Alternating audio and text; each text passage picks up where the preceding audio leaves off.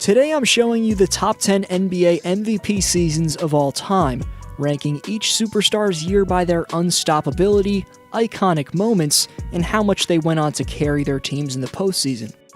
First, two shoutouts since we skipped Speak's last video: Toronto, who correctly predicted the NBA would resume because they'd lose nearly $1 billion, and Ben Liu, who says Wiggins' athleticism is the funnest asset to watch at small forward.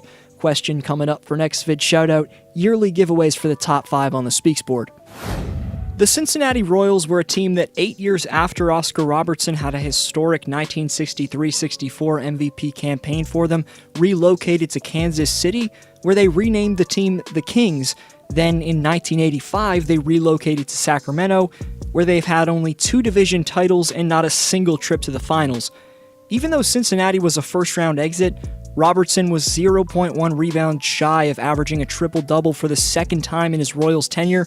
He remained the only player to average a triple-double in a season for over 50 years, and for that, the all-around superstar Oscar's undoubtedly the best player in the history of the Kings organization. Based off fundamentally sound footwork and shooting mechanics, Larry Legend was able to regularly drain iconic daggers amidst his entire career.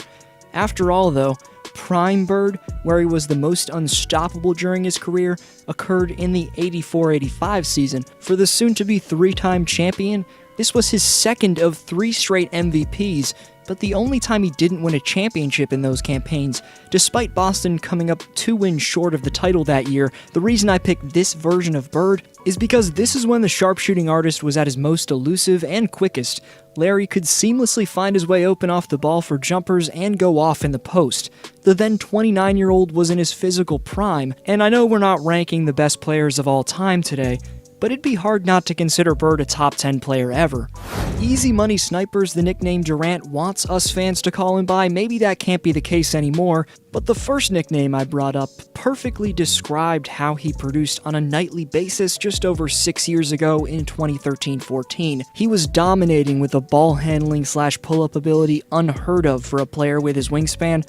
My favorite personal KD moment from this season was his and one in the second round of the playoffs, falling out of bounds over Gasol. Just incredible to watch. But from square one in KD's illustrious OKC tenure, he launched himself into the NBA's most likable young rising talent, and debatably had the status as the best player in the league in 2014. The 7-foot shot-creating mastermind was letting it fly from 30 feet and beyond, revolutionizing the NBA. Of course, only a few years later, though, it was off to the Bay Area to join the Thunder's conference rivals. In the most physical era of basketball of all time, where hand-checking and contactual aggressiveness that simply wouldn't fly with the strict rules in the game today, 1988 Michael Jordan didn't make any excuses. With an explosive first step, plus a mix of polished finishing and all-time great hang time, MJ was finishing plays in a fashion that no fan at the time thought was possible. The bad boy Pistons would end up taking Jordan's Bulls down in the second round, but MJ proved that he was the league's most marketable talent in 1988, winning his first of 5 total MVP trophies. Far prior to his airness flashing onto the scene, Kareem was widely regarded as the greatest of all time. Abdul-Jabbar mastered the ability to keep his defender off balance when backing down in the post, and with that sensational aspect of Kareem's game, given he has a 7'5" wingspan, he was able to drop 34.8 points and 16.8 rebounds per game in the 71-72 season. What many forget about the most brilliant post scorer ever is that he was a great passer as well. All around, Kareem set the standard for the near future for what a man his size needs to have in his repertoire to gain elite status. Ranking Steph Curry's 2016 masterpiece isn't purely based off the volume of his dominance. It's about how this man revolutionized the game, culminated in this shot. Side not to use it, Curry, way downtown, bang! Bang! Oh, what a shot from Curry! Chef Curry was cooking his defenders and seamlessly letting it fly from distance at such a high level that he changed the way the game's played today. Curry's 2015 and 2016 MVP seasons had a big impact on the three-point shot in today's NBA, being deemed as an essential factor for a perimeter player to have in his game. The reason I picked 2016 Steph for this list is that the man took 11 threes per game and shot nearly a career-high 45% from deep, while putting up career highs in points, steals, and free throw percentage. With the pressure to win a championship off his back, the locomotive LeBron James had one of the most unstoppable seasons ever in 2013. Solidifying his reputation as an all-time great, LeBron's best regular season 2013 moments consisted of making a mockery of Jason Terry, which was the most infamous poster of this season. That dunk was followed by an iconic celebration after Bron hit the game winner. James also postered Ben McLemore and Paul Millsap in absolutely incredible fashion. Then in the postseason, there was his brilliant take to the basket for the win against the Pacers, and another iconic play in his stuff against Thiago Splitter.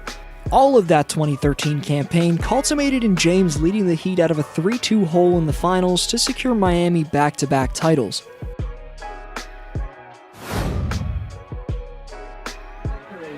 It's a pleasure to watch you grow. Congratulations, 1999-2000 NBA MVP, Shaquille O'Neal.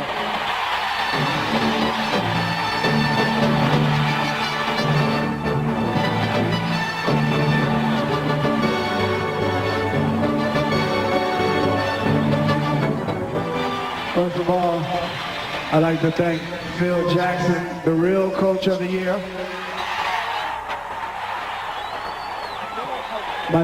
My teammates, and also the Staples Center fans, because you guys are the best.